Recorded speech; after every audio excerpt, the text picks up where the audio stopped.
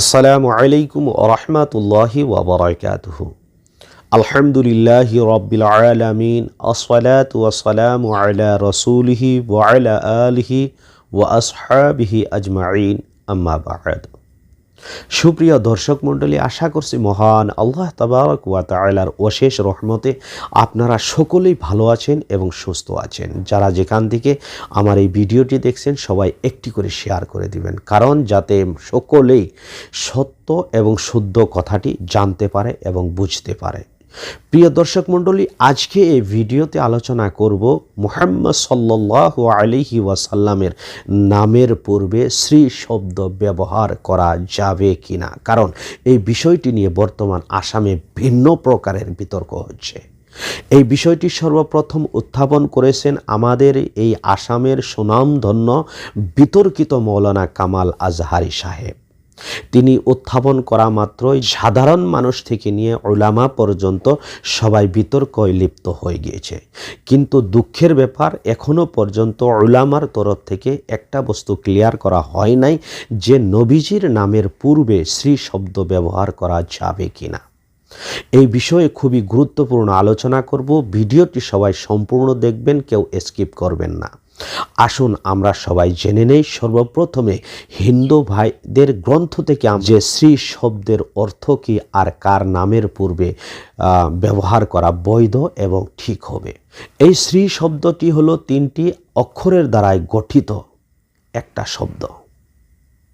এই শব্দের অর্থ হলো ঐশ্বর্য, সম্পদ, সৌভাগ্য, সৌন্দর্য, লাবণ্য, শোভা। এতটুকু ঠিকই আছে, কোনো আপত্তি নাই। এর পরবর্তীতে কি আছে একটু খেয়াল করুন। ভগবতী, লক্ষ্মী, একাধারে এই সমস্ত কিছুর দেবী, সেই কারণে তাকে শ্রীদেবী বলা হয়। এইখানে একটু আপত্তি রয়েছে। আমি একটিবার চেষ্টা করেছিলাম, গুগলে সার্চ দিয়েছিলাম যে শ্রী শব্দের ব্যাখ্যাটুকু আমি জানতে চাই। এইভাবে আমি একটু সার্চ দিয়েছিলাম, গুগল থেকে যা আমাকে জানানো হয়েছে তা আমি আপনাদেরকে পড়ে শোনাচ্ছি। শ্রী শব্দের অর্থসমূহ: হিন্দুদের লক্ষ্মী ও সরস্বতী দেবীকে শ্রী সম্বোধন করা হয়। এখানেও একটু আমাদের জন্য আপত্তি রয়েছে। এছাড়াও বাংলাতে সৌন্দর্য এবং রূপ লাবণ্যকেও শ্রী বলে। ঠিক আছে, আসুন তারপরে আমরা আরও আলোচনা করি। হিন্দু ভাইদের গ্রন্থের ভিতরে লেখা রয়েছে যে শ্রী দেবতাদের উপাসনার উপাধি বা ব্যক্তিদের সম্মানজনক উপাধি হিসেবে ব্যবহৃত হয়। এটা হলো 1 নম্বর। 2 নম্বর, শ্রী হিন্দু দেবী লক্ষ্মীর একটি উপাধি। যখন একটি যন্ত্রণা বা একটি রহস্যময় চিত্র যা জনপ্রিয়ভাবে তার পূজা করার জন্য ব্যবহৃত হয় তাকে শ্রীযন্ত্র বলা হয়। এখানে কিন্তু আপত্তি রয়েছে, ভালো করে বুঝবেন কথাগুলি। হিন্দু ভাইদের আরও একটি গ্রন্থে আমি দেখতে পারলাম যে হিন্দু ধর্মে শ্রদ্ধাশীল এবং মহান ব্যক্তিদের জন্য শ্রী ব্যবহৃত হয়। 2 নম্বরে লেখা রয়েছে ভগবান বিষ্ণুর স্ত্রী হলেন লক্ষ্মী দেবী, যাকে শ্রীদেবী বা শ্রীও বলা হয়। তাই ভগবান বিষ্ণুর নামের আগে শ্রী শব্দটি ব্যবহার করা হয় এবং সীতা দেবী লক্ষ্মী দেবীর অবতার, রাম বিষ্ণুর অবতার। হিন্দু ভাইদের আরও অন্য একটি গ্রন্থে আমি দেখতে পারলাম, সেখানে লেখা রয়েছে যে শ্রী সাধারণত মাতা লক্ষ্মীকে বোঝায় এবং শ্রী রামের ক্ষেত্রে এটি সীতা দেবীকে বোঝায়, যেহেতু তিনি ভগবানের সর্বকালের সহচর এবং প্রভুর নাম বলার আগে সর্বদা তার নাম প্রথমে বলা হয়, যা নির্দেশ করে যে আমি যদি জগন্নাথের কাছে প্রার্থনা করি সহজে প্রভুকে পেতে পারি।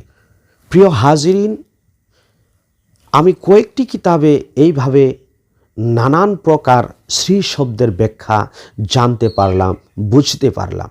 একটা পয়েন্টে আমি আপনাদের সাথে কথা বলি যে এইখানে কি লেখা রয়েছে। এইখানে লেখা রয়েছে যে শ্রী হিন্দু দেবী লক্ষ্মীর একটি উপাধি। মনে রাখবেন কথাটা। যে শ্রী শব্দটা হলো যে হিন্দু দেবী লক্ষ্মীর একটি উপাধি। এখন যেটা হিন্দু ভাইদের দেবীর একটা উপাধি, সেই উপাধিটা আপনি হজরত মুহাম্মদ সাল্লাল্লাহু আলাইহি ওয়াসাল্লামের নামের সাথে কিভাবে আপনি ব্যবহার করতে পারেন, একটু বিভাগ থাকার দরকার আপনারা। হয়তো আপনি এখন বলবেন যে উপাধি হোক তাতে কি আসে যায়, তার অর্থটা তো ভালো। একটা কথা মনে রাখবেন যে শব্দটার অর্থ আমরা ভালো জানি, কিন্তু সেই শব্দটার অর্থ এবং সেই শব্দটাকে নিয়ে একটা আলাদা সম্প্রদায়ের মানুষ তাকে আলাদাভাবে চিহ্নিত করেছে বা আলাদাভাবে জানে, তারপরেও কিন্তু সেই শব্দটা নবীজির ক্ষেত্রে ব্যবহার করা বৈধ হবে না। এখন বলবেন তার দলিল কি, তার রেফারেন্স কি? আসুন কোরআনে কারিমের ভিতরে আল্লাহ রাব্বুল আলামিন সূরা বাকারার 104 নম্বর আয়াতের ভিতরে আল্লাহ রাব্বুল আলামিন এই বিষয়ে উপস্থাপন করেছেন। আল্লাহ রাব্বুল আলামিন বলেছেন, ইয়া আইয়ুহাল্লাযীনা আমানু লা তাকুলু রাঈনা ইলা আখিরিল আয়াত। এই আয়াতে আল্লাহ রাব্বুল আলামিন যে কথাটা উপস্থাপন করেছেন, যদি আপনি ভালো করে জানেন এবং বুঝেন, তারপর আপনি নিজেই সিদ্ধান্ত দিতে পারবেন যে নবীজির প্রতি সেই লক্ষ্মী দেবীর উপাধি ব্যবহার করা যাবে কিনা। আসুন এই আয়াতের ব্যাখ্যা এবং আয়াতের অর্থ সম্পর্কে সংক্ষিপ্ত আলোচনা করি। সেই সময় নবীজি সাল্লাল্লাহু আলাইহি ওয়াসাল্লামের সাহাবীগণ নবীজিকে রাঈনা বলে সম্বোধন করতেন। এখন রাঈনার অর্থ কি? রাঈনার অর্থ হলো যে আমাদের প্রতি লক্ষ্য করুন। সাহাবীগণ নবীজির সম্মুখে রাঈনা বলতো, অর্থাৎ হে নবী আমাদের প্রতি লক্ষ্য করুন। এখন এর অর্থটা তো ঠিক আছে, কোনো অসুবিধা নাই, কিন্তু এই রাঈনা শব্দটা ইহুদি সম্প্রদায়ের ভিতরে একটা গালি হিসাবে চিহ্নিত হয়েছিল।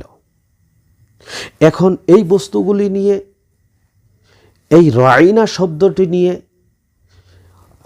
ইহুদি সম্প্রদায়ের ভিতরে একটা চর্চা বিষয় হয়ে গেল, যেটাকে আমরা গালি বলি, আর সেই শব্দটাকে নিয়ে নবীজিকে সম্বোধন করে মুসলমানেরা।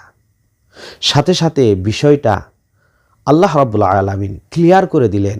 আল্লাহ রাব্বুল আলামিন এই আয়াত নাজিল করে দিলেন। আল্লাহ বললেন, হে বিশ্বাসী মুমিন বান্দারা, তোমরা নবীজিকে রাঈনা বলিও না, বরং তোমরা নবীজিকে উনজুরনা বলো।